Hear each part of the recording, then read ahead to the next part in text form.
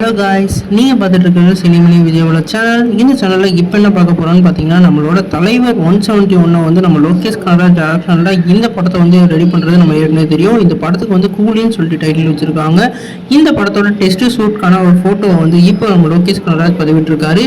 இந்த ஃபோட்டோவில் வந்து நம்மளோட சூப்பர் ஸ்டார் ரஜினிகாந்த் சார் வந்து உண்மையிலேயே வேறு லெவலில் இருக்கார்.